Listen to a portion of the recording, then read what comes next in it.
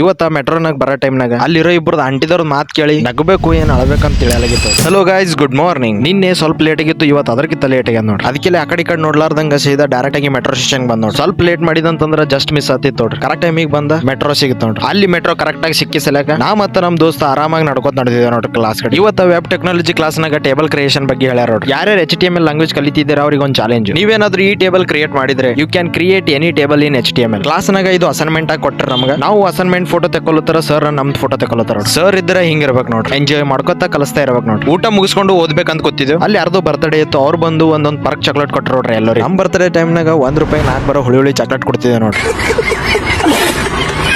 ಒಬ್ಬೊಬ್ಬರಿಗೆ ಒಂದ್ Perk chocolate. ಯೋಚನೆ ಮಾಡಿ ಗೈಸ್, ಅವ್ರ ಸೌಕರ್ಯ ಇಲ್ರಿ, ನಾವೇ ಬಡವಿದ್ದೇವೆ. ಅವ್ರಕಿಂತ ನಾವೇನ್ ಕಮ್ಮಿ ಅಂತ ನಮ್ ದೋಸ್ತ ಸ್ನೀಕರ್ಸ್ ತಂದ ನೋಡಿ. ಅದು ತಿಂದು ಅವನಿಗೆ ಬಸ್ ಸ್ಟ್ಯಾಂಡ್ ಬಿಡ್ಲಿಕ್ಕೆ ಬಂದೆ ನೋಡ್ರಿ. ಅವನಿಗೆ ಬಿಟ್ಟು ಕ್ಲಾಸ್ ಎಲ್ಲ ಮುಗಿಸ್ಕೊಂಡು ಮೆಟ್ರೋ ಕೊಂಟಿದ್ ನೋಡಿ. ಆ ಟೈಮ್ನಾಗ ಅಲ್ಲಿ ಇಬ್ಬರು ಆಂಟಿದವರು ಮಾತಾಡ್ತಿದ್ರು, ಏನಂದ್ರೆ ಬಸ್ ತರ ಮೆಟ್ರೋನು ಫ್ರೀ ಮಾಡಿದ್ರೆ ಚೆನ್ನಾಗಿರ್ತಿತ್ತು ಅಂತ. Guys no comments. ಇದ್ರ ಬಗ್ಗೆ ನೆಕ್ಸ್ಟ್ ವಿಡಿಯೋದಲ್ಲಿ ಮಾತಾಡ್ತೀನಿ ಅಂತ ಹೇಳ್ತಾ ಇವತ್ತು ನೋಡಿ. ಇಲ್ಲ ಮುಗಿಸ್ತಾ ಮತ್ತೆ ಸಿಗೋಣ. ಬಾಯ್, ಟೇಕ್ ಕೇರ್.